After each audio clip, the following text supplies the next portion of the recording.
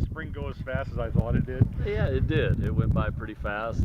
We had great weather. We had great intensity. We stayed busy. We had, with our prep time and our lifting time. So I mean, every day, as much as anything, we kept busy, even though we were able to extend out practices and very seldom ever practice back-to-back days, which I like because it adds that lifting and that teaching, those in-between days. But with that, you didn't feel like there was a drag down or a mull of any time. So whenever you're busy, things go faster, and I think busy and having a good time too. And these guys did. They worked hard, but they had a blast, and we'll finish strong today.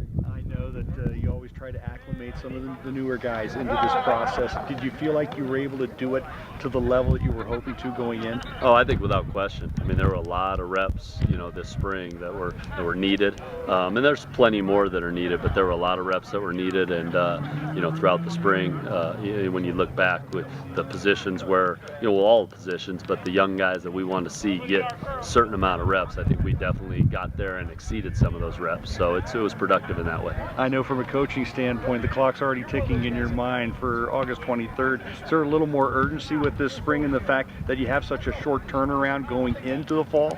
A little bit, but it wasn't necessarily much different than any other approach we take. I mean, the fact that we're 1 week earlier in the summer, it's more of an urgency with how we attack our summer, in my opinion, what they do, and you just don't have any can't have any wasted moments in terms of May, June, and July in terms of your summer workouts and what you're doing, because it'll be on us, it'll be on us quick, and you don't have time to come in and get into shape or figure things out. You got to come in and be ready to go, and obviously play a monster game on August 23rd. Do you feel like that you've got the depth that you were hoping for too? Because I know you already got the front line guys kind of sized up, but depth-wise, do you feel like you've gotten to where you want? I think so. I mean, I think year after year, when we're having to face some really tough decisions on who our 95-man roster is going to be, that says a lot about your depth. And that's where we're at right now, and that's a compliment to the program in terms of the assistant coaches, the work, the retention of these guys, and some of the guys that maybe came in even as walk-ons but have earned the right to be out here competing and playing. It creates depth through the whole team besides just the guys that you end up signing every year. How would you assess this spring in terms of past springs? As good or better than some of the others you've had? Well, I think like any spring, there's areas that I think it was as good, if not better, than any other spring, and then there's areas where maybe, okay, we didn't get quite as far in this area as we have in other springs. So that just means, though, you have to really focus on that going into fall camp.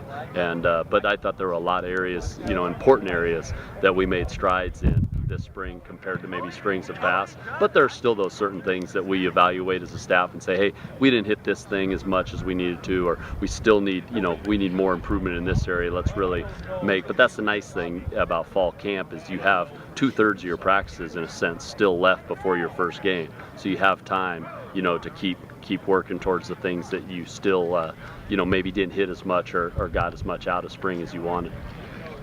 Any particular highlights out of the spring that, that cornerback situation? Yeah, the cornerback situation to me is a big highlight because I think so many young guys competed at a high level versus not only, you talk about Cooper being one of the top receivers in the country, but on top of that, just a receiving core that I think is tough. So that to me was big. I think it was fun to see,